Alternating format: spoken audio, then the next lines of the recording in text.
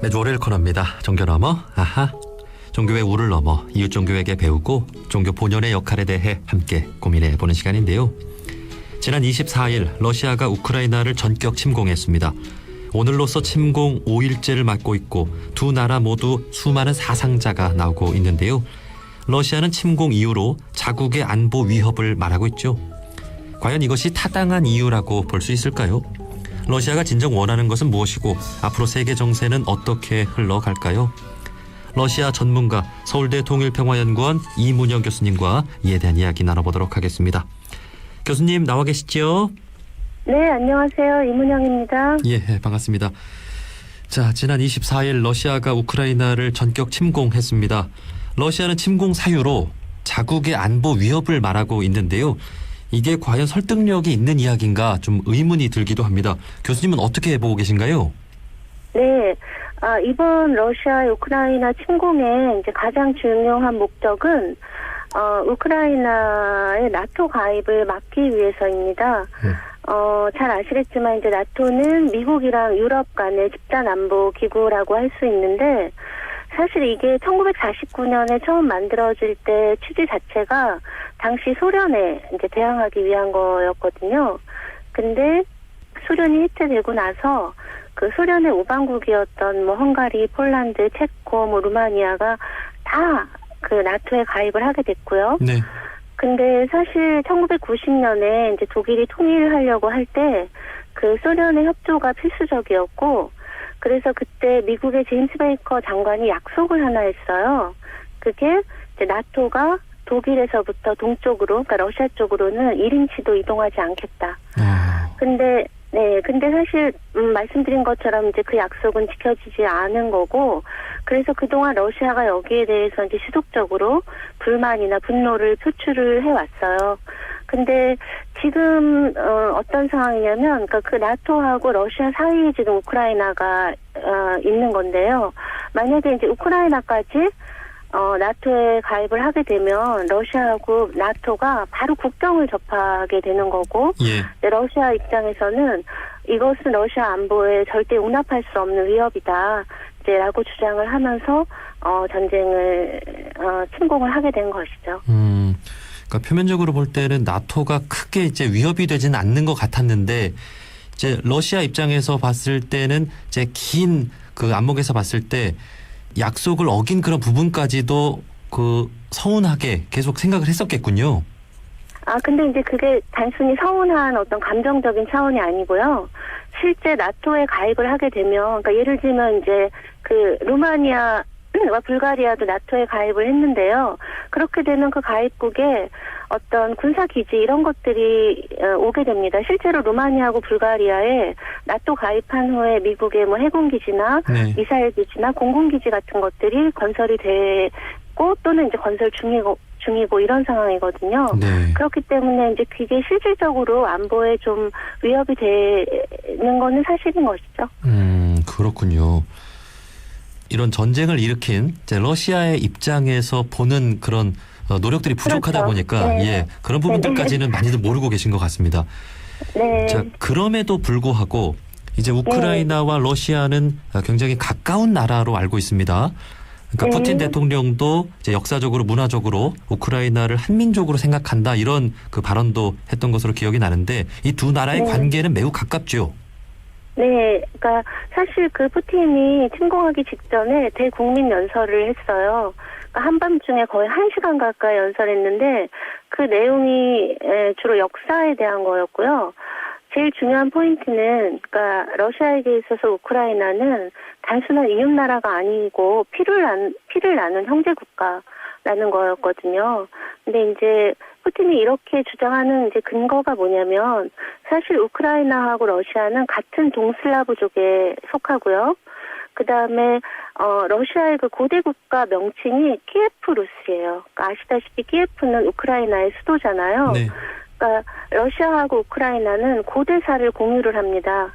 그리고 그 이후로도 제정 러시아 시대 때 거의 200년 가까이 러시아하고 우크라이나는 한 나라의 이제 백성으로 살았던 거고요. 그 다음에 이제 소련 때도 러시아, 우크라이나 같이 소련이라는 이제 국가 안에서 공존을 했었던 것이죠. 네. 그래서 이런 식으로 러시아랑 우크라이나는 뭐 혈통적으로나 문화적으로나 역사적으로나 굉장히 깊은 인연을 갖고 있고요. 네, 제일 대표적인 게 크림반도인데요. 사실은 이 우크라이나 사태는 올해 처음 일어난 게 아니고 2014년에 이미 있었고 그 당시에 크림반도가 우크라이나 땅이었는데 러시아가 합병을 한 거는 아마 많이 아시고 계실 것 같아요. 네. 근데 이 크림반도 같은 경우도 원래는 200년 가까이 러시아 땅이었고요. 근데 이제 그거를 1954년에 흐르시초프라고 당시 소련 그 리더가 우크라이나에 선물을 한 거였어요. 그러니까 러시아와 우크라이나 간의 우애를 기념하면서. 그래서 실제 이제 2014년에 그 크림반도가 러시아에 합병되기 전에 우크라이나 땅일 때도 그 크림반도 주민의 60%는 러시아인이었고 97%는 러시아어를 일상어로 사용을 했어요. 그러니까 그 당시에 크림반도가 러시아 합병된 건 이런 게 복잡한 그 관계 인연이 있는 거고요. 그래서 실제로 지금도 러시아인 중에 뭐 아버지는 러시아인이고 어머니는 우크라이나이고 그래서 우크라이나에 뭐 외할머니 계시고 이모 계시고 이런 분들이 굉장히 많거든요. 네. 그러니까 푸틴이 그런 걸 주장한 근거는 이건데 만약에 그렇다면 더더욱이나 이 전쟁은 있어서는 안 되는 것이죠. 왜냐하면 형제가 형제에게 총뿌리를 더 누게 되는 것이니까요. 네. 그러니까 우리의 한국 전쟁처럼 그야말로 한 민족이 총뿌리를 겨누고 있는 상황이 아닌가 하는 생각이 드는데 그 안타깝게도 이제 우크라이나인들은 친유럽 성향의 사람들과 친러시아 성향의 사람들이 함께 살아가고 있다는 점인 것 같아요. 그렇죠. 특히 이제 우크라이나가요, 이렇게 나라가 가운데를 드니프르 강이라고 하는 게 흐르는데 그 강을 중심으로 서쪽은 그러니까 서구 쪽이고요, 동쪽은 러시아 쪽인데 특히 동쪽에 러시아 인구 구성이 굉장히 높고요. 러시아 사용 비중도 굉장히 높고 친러시아 정서가 강하고 반면에 서쪽은 친서구적인 경향이 강하고 그러니까 이런 약간의 그런 갈등이랄까요? 그런 게 존재하는 거죠. 예. 자, 어쨌든 전쟁은 일어났습니다. 그렇다면 이 전쟁을 멈추는 게 중요한데 과연 누가 이 푸틴의 이 전쟁을 멈출 수 있을까 생각해 봤을 때 러시아 국민들이 아닐까 하는 또 생각을 해보는데 네. 러시아 내에서 뭐 지금 전역에서 그 반전 시위가 일어나고 있다고는 하는데 그 네. 다들 체포되고 있고 뭐 그런 소식들이 네. 들렸습니다. 자, 그럼에도 러시아 내에서 이제 국민들이 이 푸틴을 계속해서 지지하겠습니까? 일단 이제 그 전쟁이 일어나기 직전에요. 그 여론조사 그 푸틴 지지도가 71%였어요. 네. 전쟁 일어나기 전에요. 예. 그리고 좀 전에 말씀드린 그 크림 합병 때는 거의 지지도가 89%까지 올라갔었고 그다음에 전반적으로도 한 60% 중반대 정도는 그 유지가 되기 때문에 그러니까 러시아 국민의 푸틴에 대한 지지도는 높은 편이었고요. 그리고 또 이것도 전쟁 전의 여론조사인데요. 그 이번 2월에 전쟁 나기 전에 한 여론조사에서 이 우크라이나 사태가 누구 때문이라고 생각하느냐에 대해서 러시아 국민의 60%는 미국과 나토 때문이다 라고 얘기를 대답을 했어요. 우크라이나 때문이라고 한 비율도 14%로 굉장히 낮고요. 그러니까 미국과 나토 때문이다. 근데 문제는 그러니까 아무리 그 푸틴의 지지도가 높은 편이고 그리고 또 이 우크라이나 사태에 대해서 그 원인이 무엇이냐에 대해서 어떻게 생각하느냐와 그래서 이 전쟁을 해도 되느냐는 전혀 다른 이야기라고 할 수 있고요. 그렇죠. 실제 전쟁이 일어난 이후에 여론조사 결과는 아직 발표되지 않고 있고요. 근데 하지만 이제 지금 좀 전에 사회자께서 말씀하신 것처럼 사실 러시아의 이제 그러니까 푸틴을 반대하는 그런 언론이나 에 대한 그 통제나 탄압이 좀 심한 편인데 그럼에도 불구하고 전쟁 나고 이틀 만에 전쟁에 반대하는 청원에 80만 명 가까이가 서명을 했고요.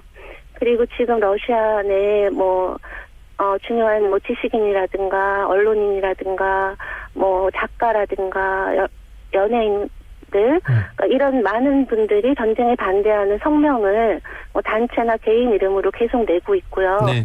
그리고 또 러시아 전역에서 말씀하신 것처럼 체포의 위험에도 불구하고 그 전쟁에 반대하는 시위가 계속 이어지고 있는 것이 사실입니다. 예. 사실 이러한 어떤 탄압은 더 큰 저항을 불러올 수도 있는 거잖아요.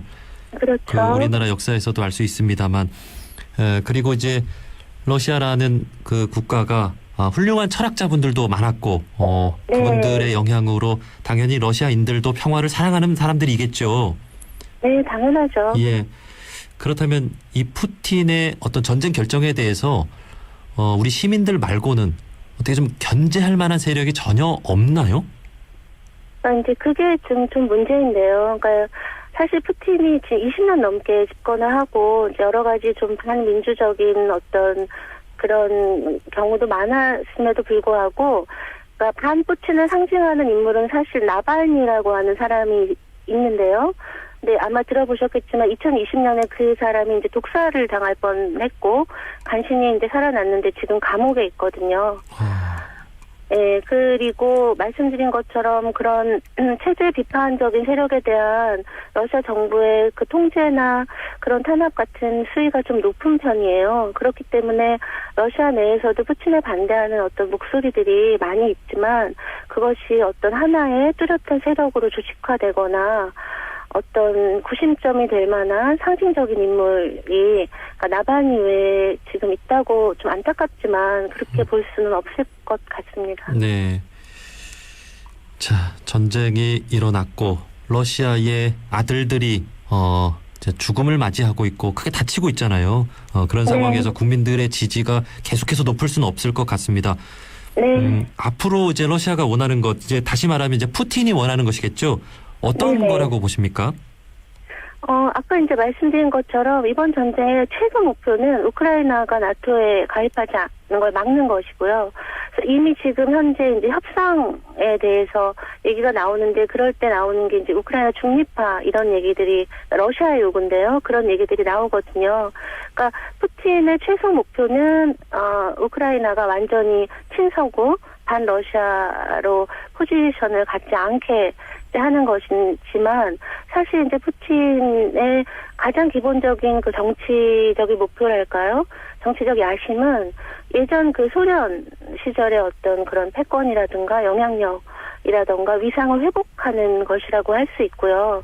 그거를 뭐 세계 전체를 상대로는 아니라 하더라도 적어도 예전 구소련 지역에서는 이제 그런 영향력을 확보하고자 하는 것이 푸틴의 가장 중요한 목표라고 말씀드릴 수 있을 것 같습니다. 예. 그러니까 옛 소련의 위상을 되찾는 것이 목표라면 이제 나토 국가들은 더 경계할 수밖에 없는 것이고요. 네. 예. 그 오늘 전해진 소식으로 이제 벨라루스에서 양국 대표단이 협상을 한다고 하는데, 네. 여기서 이제 교수님 말씀해 주신 대로 나토 가입을 안 하겠다, 우크라이나가 그렇게 네. 결정을 하더라도 앞으로 이제 우크라이나인들은 이런 어떤 공격을 받은 이상 나토 가입을 더 하고 싶을 것 같아요. 이게 또 문제겠죠. 네, 그렇겠죠. 예. 그러니까 사실 푸틴이 이번 전쟁 일으켰을 때 이제 가장 큰 문제점이 뭐냐면 사실 나토가 계속 그 세력을 그 확장해 온 거에 대한 그 비판적인 그 시선은 러시아에만 있었던 건 아니거든요. 그러니까 유럽 내부에서도 유럽 안보를 그러니까 미국 중심의 나토에 이렇게 그 중심으로 재편되는 게 옳은가에 대한 그런 입장들도 있었고, 그다음에 이제 나토가 팽창하는 것 자체가 이제 외교를 군사화하고 군사가 외교가 되고, 그러니까 이런 문제점에 대해서 비판적으로 보는 사람이 있었는데 오히려 푸틴의 이 전쟁으로 인해서 그런 목소리 자체도 다 이제 일거에 그 힘을 잃었다라는 것이 가장 큰 문제가 아닐까 생각이 됩니다. 네, 나토도 분명 조금 생각해 볼 만한 부분이 있겠군요. 예. 그렇죠. 자, 이 전쟁으로 인해서 앞으로 이제 서방과 미국 그리고 러시아와 중국의 대결 구도로 다시 한번 냉전 체제가 시작되는 거 아닌가 하는 우려도 많은 상황인데요. 그렇게까지는 네. 안 되겠죠? 근데 사실 그런 신냉전 구도에 대해서는 지금 이게 처음 나온 얘기는 아니고요. 제가 말씀드린 것처럼 2014년에 이미 1차 우크라이나 사태가 있었고요. 그때 이미 이제 이 새로운 냉전이 시작되는 거 아니냐라는 얘기가 그때부터 제기가 됐거든요. 그러니까 그때도 우크라이나를 사이에 두고 미국하고 러시아가 이제 극단적으로 대립을 하고, 그다음에 미중 간의 그 패권 그 전략 경쟁은 이미 상수가 된 거고요. 이제 두 개가 겹쳐져서 중국과 러시아가 한 편이 되고 미국과 서방이 한 편이 되는 그런 식의 이제 어떤 대립 구도의 우려에 대해서는 이미 이제 그때부터 지속적으로 제기되어 왔던 것이고요. 근데 지금은 이제 전쟁까지 나아버린 상태이기 때문에 예. 그런 어떤 대립이나 갈등 구도가 더 심화되고 확대되는 건 아닌가 이런 우려가 되는 상황인 것이죠. 네. 잘 좀 이렇게 그 협상이 되고 대화로 또 외교로 잘 좀 마무리가 됐으면 좋겠습니다. 자, 그렇다면 이제 이런 상황에서 우리나라는 네. 어떤 입장을 취해야 할까요? 혹은 네. 우리 한국인들이 평화를 위해 할 수 있는 일은 어떤 게 있을까요? 네. 근데 이제 방금 말씀드린 그 신냉전 구도요. 근데 그게 만들어진 게 사실 우크라이나 사태만이 아니고 북핵 문제도 거기에 큰 원인 중에 사실 하나였거든요. 그러니까 아시다시피 중국하고 러시아는 북핵 문제에 더 훨씬 관대한 입장이고요. 그러니까 올해만 하더라도 북한이 계속 미사일 시험을 하고 그래서 미국이 새로운 제재를 하려고 해도 중국과 러시아가 반대를 이제 계속하는 그런 상황이고요. 네. 그렇기 때문에 북핵 문제를 중심으로도 북한, 중국, 러시아가 한 편이 되고 미국, 한국, 일본이 이제 한 편이 되는 그러니까 그런 그 신냉전 구도 비슷한 것이 이제 동아시아에도 이제 발견이 된다라고 할 수 있는데 사실 이 우크라이나 이 전쟁이 일어나고 나서 중국하고 북한은 러시아의 우호적인 입장입니다. 그러니까 많은 나라들이 러시아를 규탄하지만 중국과 북한은 그렇지 않거든요. 그러니까 우크라이나 사태와 그다음에 기존에 또 있었던 북핵으로 인한 그 대립 구도가 두 개가 겹쳐지면 좀 전에 이제 말씀드린 그 신냉전 구도가 더 심각해질 수 있기 때문에 저는 저희 나라가 그러니까 물론 이제 지금 이 전쟁이 전쟁에 대해서 반대하고 그런 전쟁이 멈추고 평화를 찾기를 바라는 그것에 동참하는 것도 중요한 한편 저희가 안고 있는 이 문제들 그러니까 북핵 관련한 남북 관계나 이런 문제들이 지금 현재 세계의 어떤 대립 구도들을 악화시키지 않도록 우크라이나의 교훈을 보면서 저희 문제를 잘 관리하는 게 저희가 가장 기여할 수 있는 방법이지 않을까라고 생각을 합니다. 네, 네. 지금 우리가 주어진 상황도 사실은 북한과의 관계에 있어서 매우 중요한 상황인 만큼 우리의 입장을 잘 또 정리를 하고 준비를 하는 게 중요하겠네요. 네네. 네, 이제 마지막으로 이제 교수님께서는 러시아에서 이제 공부도 오래 하시면서 러시아 정서를 잘 아시잖아요. 어쨌든 이번 네. 전쟁이 일어났는데 어떻게 좀 마무리될지 한번 예상을 좀 해주실 수 있을까요? 근데 사실 저희 이제 그러니까 러시아 전문가들 중에 이게 전쟁까지 갈 거라고 예측한 사람은 사실 아무도 없었거든요. 예. 그리고 저희는 그래서 그다음에 이제 제가 아는 러시아인들하고 제가 이렇게 연락을 해보면 그러니까 러시아인의 많은 사람들도 충격과 그 당황과 불안 속에 이 사태를 지켜보고 있다라는 얘기를 제가 전해 들었고요. 네. 그렇기 때문에 이 전쟁의 결말에 대해서도 지금 어떤 예측을 한다라고 하는 게 과연 가능할까 이런 생각이 좀 듭니다. 네. 그러니까 단지 사회자님 말씀처럼 이게 평화적으로 잘 마무리돼서 러시아도 또 우크라이나 무엇보다 우크라이나의 평화가 오기를 바랄 뿐입니다. 예, 예. 그러니까 감히 이제 러시아 전문가 분들도 전혀 예상하지 못한 전쟁이기 때문에 앞으로의 상황도 그야말로 푸틴 한 사람에게 달린 그런 상황이라고 볼 수 있겠네요. 그러니까 예. 푸틴 한 사람에게 달리지 않도록 만들어야 하지 않을까 그런 생각이 듭니다. 예, 예. 고맙습니다. 자, 앞으로 잘 마무리되기를 바라면서 인터뷰 마치도록 하겠습니다. 서울대 통일평화연구원 이문영 교수님이었습니다. 교수님, 오늘 말씀 고맙습니다. 네, 감사합니다.